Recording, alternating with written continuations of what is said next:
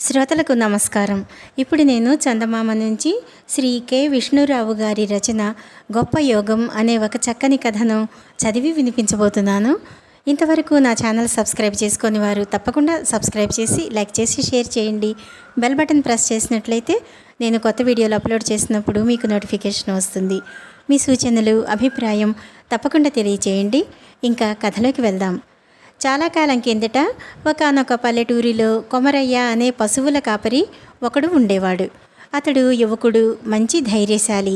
ఈ కారణం చేత అతగాడి ఆలోచన ఎప్పుడూ దేశాలు చూడటం మీద, గొప్ప గొప్ప యుద్ధాల్లో పాల్గొనటం మీద ఉంటూ ఉండేది.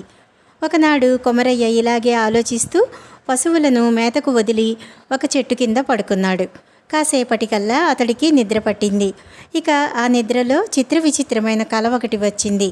తను ఒక కొండ ఎక్కుతున్నట్టు, కొండకొస చేరేసరికి ఒక సింహాసనంలో తను కూర్చున్నట్టు, అలా సింహాసనంలో కూర్చున్న తన పక్కనే రాణి వేషంలో ఉన్న ఒక సుందరి కూడా కనిపించింది. ఇదేమిటా అని ఆశ్చర్యపోతూ అతడు తల తడిమి చూసుకునేసరికి నెత్తిమీద ఒక రత్న కిరీటం చేతికి తగిలింది. నేను రాజును రాజును అంటూ నిద్రలో నుంచి కళ్ళు తెరిచి చుట్టూ కలయ చూశాడు కొమరయ్య. అంతా వట్టిదే అని అతడికి తెలిసిపోయింది. దూరంగా మేస్తూ ఉన్న పశువులు, చెట్టు కింద తను. ఎంత మంచి కల వచ్చింది అనుకుంటూ ఆలోచనలో పడ్డాడు కొమరయ్య. ఆ మరుసటి రోజు కూడా అదే కల వచ్చింది. దానితో కొమరయ్యకు కల నిజమవుతుందేమో అనిపించింది. రేపు సరిగ్గా ఇలాగే కల వస్తే ఆ కనపడే కొండ ఎక్కుతాను. ఏమో ఆ కొండ అవతల ఉన్న బాలాభిపుర రాజ్యానికి నేను రాజును అవుతానేమో అనుకున్నాడు కొమరయ్య. ఆ 3వ రోజున కూడా కొమరయ్యకు అదే కల వచ్చింది. ఇక ఈ గొడ్ల కాపిరి పని లాభం లేదనుకున్నాడు. చెట్టు కింద నుంచి లేచి కొండకేసి బయలుదేరాడు. సాయంకాలానికల్లా ఎలా అయితేనేం శ్రమపడి కొండపైకి చేరాడు. కానీ అక్కడ సింహాసనం లేదు, రాణి లేదు. అయినా కొమరయ్య ఎంత మాత్రం నిరుత్సాహపడలేదు. చీకటి పడేసరికి కొండ దిగి బాలాభిపుర రాజ్యంలో ప్రవేశించాడు. అప్పటికి కొమరయ్యకు బాగా ఆకలి వేసింది.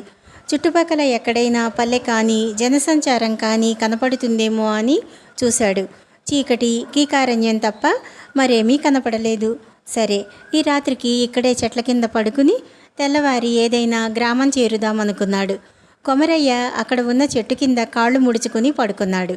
ఆకలి దహించుకుపోవటం చేత నిద్ర సరిగా పట్టింది కాదు.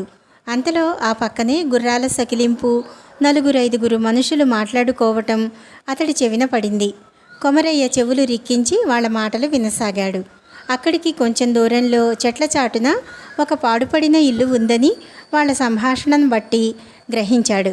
ఆ అశ్వికులు ఈ రాత్రికి ఆ పాడుపడిన కొంపలో తల దాచుకుందాం అనుకుంటున్నారు. కొమరయ్య చెట్టు కింద నుంచి లేచి చడీ చప్పుడు లేకుండా వాళ్ళని వెంబడించాడు. కొద్దిసేపటికి వాళ్ళు ఆ పాడుపడిన ఇంటికి చేరారు. అందరూ గుర్రాలు దిగి ఇంట్లో ప్రవేశించి దుప్పట్లు పరుచుకుని పడుకున్నారు. కొమరయ్య ఏం చేయటమా అని ఆలోచిస్తూ ఆ ఇంటి గోడ పక్కనే చీకట్లో నిలబడ్డాడు. వాళ్ళు దొంగలేమో అన్న భయం కూడా కలిగింది కొమరయ్యకు. కాసేపటికల్లా కొమరయ్య అనుమానించినది నిజమే అని తేలింది. వాళ్లలో ఒకడు అధికార స్వరంతో ఇలా అడిగాడు, ఒరే రాబందు, ఇవాళ నువ్వు ఏం సంపాదించావు? అందుకు బదులుగా ఆ రాబందు పేరు గలవాడు, అయ్యా, ఇవాళ కలలో కూడా కనపడని గొప్ప వస్తువు ఒకటి సంపాదించాను. వాడెవడో పెద్ద షావుకారులా ఉన్నాడు. వాడి కోటు దొంగిలించాను. మనకు ధనం కావాలనుకున్నప్పుడల్లా ఆ కోటు జేబులు తిరగవేస్తే సరి, మొహరీలు రాలతాయి అన్నాడు. భలే అని మెచ్చుకున్నాడు వాళ్ళ నాయకుడు. తరువాత, అరే గుంటనక్క, నీ సంపాదన ఏమిటి అన్నాడు. అందుకు గుంటనక్క పేరు గలవాడు, అయ్యా, ఇవాళ అదృష్టం పండి ఒక సైన్య నాయకుడు ప్రాణాపాయ స్థితిలో నా కంటపడ్డాడు. అతడి ముక్కోణాల శిరోవేష్టం కాజేశాను. అది తల మీద ధరిస్తే కావాలనుకున్నప్పుడల్లా 3 దిశలకేసి అంబుల వర్షం కురిపిస్తుంది అన్నాడు. భలే, నువ్వోయ్ నిజమైన గుంటనక్కవి. సరే, నువ్వోయ్ భల్లూకం, నీ సంపాదన అన్నాడు దొంగల నాయకుడు. అయ్యా, నేను ఒక కత్తి సంపాదించాను. మనకు కావాలనుకున్నప్పుడు దాన్ని భూమి మీద పొడిస్తే తడవకు 1000 మంది సైనికులు పుట్టుకొస్తారు అన్నాడు భల్లూకం. చాలా బాగుంది. వాటిని ఆ గోడకు జాగ్రత్తగా తగిలించి ఇక నిద్రపోండి. తెల్లవారి మనకు చాలా పనులున్నాయి అన్నాడు దొంగల నాయకుడు. కొమరయ్య వాళ్ళ సంభాషణ విన్నాడు. దొంగలు నిద్రపోగానే గోడకు తగిలించి ఉన్న కోటు, కత్తి, శిరోవేష్టం మెల్లగా తీసుకుని అక్కడి నుంచి పారిపోయాడు. 2-3 రోజులకల్లా బలాభిపురం చేరి రాజదర్శనం కోసం అడిగాడు. నువ్వెవరివి? రాజదర్శనం అంత తేలికే అనుకున్నావా అన్నారు కోట కాపలా వాళ్ళు. ఓహో అలాగా, అయితే మీరు నా పేరే వినలేదన్నమాట. మహావీరుడు కొమరసింహుడు తెలియదా అన్నాడు కొమరయ్య కళ్ళెర్ర చేస్తూ. మీరు మహావీరులైన కొమరసింహుల, రండి దయచేయండి అంటూ కాపలా వాళ్ళు కొమరయ్యను రాజు దగ్గరకు తీసుకుపోయారు. ఆ సమయంలో సింహాసనం పక్కన రాజకుమార్తె కూడా ఉంది. ఆమెను చూడగానే కొమరయ్యకు తన కల నిజం అవుతున్నట్లు తోచింది. కిరీటం తప్పితే ఆమె అచ్చగా అతడు కలలో చూసిన రాణిలానే ఉంది. రాజు కొమరయ్యను చూసి నీకేం కావాలి అని అడిగాడు. కొమరయ్య తన దగ్గర ఉన్న శిరోవేష్టం, కత్తి సంగతి మాత్రం చెప్పాడు. అనేక యుద్ధాల్లో ఆరితేరిన వీరుణ్ణి అని తెలియపరిచాడు. కావాలంటే ఈ ప్రపంచాన్నే జయించి మీకు పట్టాభిషేకం జరపగలను అన్నాడు కొమరయ్య ఆఖరికి. రాజు పరమానందం పొందాడు. నువ్వు ప్రపంచాన్ని తరువాత జయించవచ్చు, చేతనైతే ముందు నా రాజ్యం మీదకి పెద్ద సేనతో దండెత్తి వచ్చిన గాంధార రాజును ఓడించు అన్నాడు రాజు. అదెంత పని? కానీ నా కోరిక ఒకటి ఉంది. నేను గాంధార రాజును జయించిన తరువాత మీ కుమార్తెను నాకిచ్చి వివాహం చేస్తారా అని అడిగాడు కొమరయ్య నదురు బెదురు లేకుండా. అందుకు రాజు నవ్వి సరే అన్నాడు. ఆయనకు గాంధార రాజు వల్ల తన రాజరికానికే పెద్ద ముప్పు వచ్చేటట్లు కనపడింది. పైగా అంత బలశాలిని జయించిన వాడికి తన కుమార్తెను ఇచ్చి వివాహం చేయటం అన్ని విధాల తనకే గౌరవప్రదం అనుకున్నాడు. ఇక కొమరయ్య కొద్దిమంది సైనికులను వెంట పెట్టుకుని వెళ్ళి గాంధార రాజును ఎదిరించాడు. ఘోర యుద్ధం జరిగింది.